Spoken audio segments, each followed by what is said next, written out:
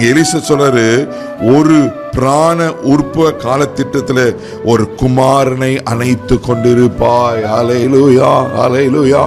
இன்னைக்கு ஆண்டவர் உங்களோடு கூட பேசுறார். அம்மா, ஐயா, என் அன்பு வாலிப தம்பி தங்கச்சிமா, இதை கேட்டுக்கொண்டிருக்கிற தேவ பிள்ளையே, இந்த புதிய மாதத்துல ஆமென், எலிஷா மூலியமாக அந்த கன பொருந்த ஸ்திரீக்கு சொன்னப்பட்ட வார்த்தை என்ன தெரியுமா?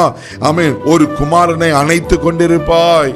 இன்னைக்கு ஆண்டவர் உங்களே பார்த்து சொல்றாரு, நீ எதை எதிர்பார்த்து கொண்டிருக்கிறாயோ அதை பெற்று கொண்டிருப்பாய். ஆமென். நான் தேவ மனுஷனா சொல்றேன். ஹல்லேலூயா. இந்த மாசத்துல கர்த்தர் சொன்னவாறு வார்த்தை, ஆமென், அவர் வார்த்தை ஒரு நாள் பொய்யாகாது. நீங்க எது இல்லைன்னு ஏங்கி கொண்டிருக்கீங்களோ, எது உங்க வாழ்க்கையில நடக்கலன்னு அங்கலாய்த்து கொண்டிருக்கிறீங்களோ, எது உங்க வாழ்க்கையில குறைவா இருக்குன்னு நீங்க கலங்கி கொண்டிருக்கீங்களோ, நீங்கள் அதை அணைத்து கொண்டு இருப்பீர்கள். இதை நம்புங்க தேவ பிள்ளைகளை, இதை விசுவாசிங்க. தேவனால கூடாத காரியம் ஒன்றும் இல்லை. அவர் சொல்ல ஆகும், அவர் கட்டளை நிற்கும். ஹல்லேலூயா.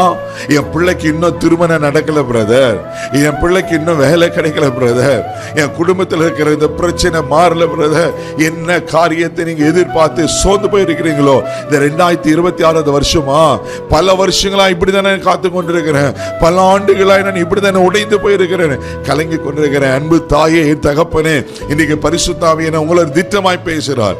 நீங்கள் அதை பெற்றுக் கொண்டிருப்பீர்கள். ஹல்லேலூயா.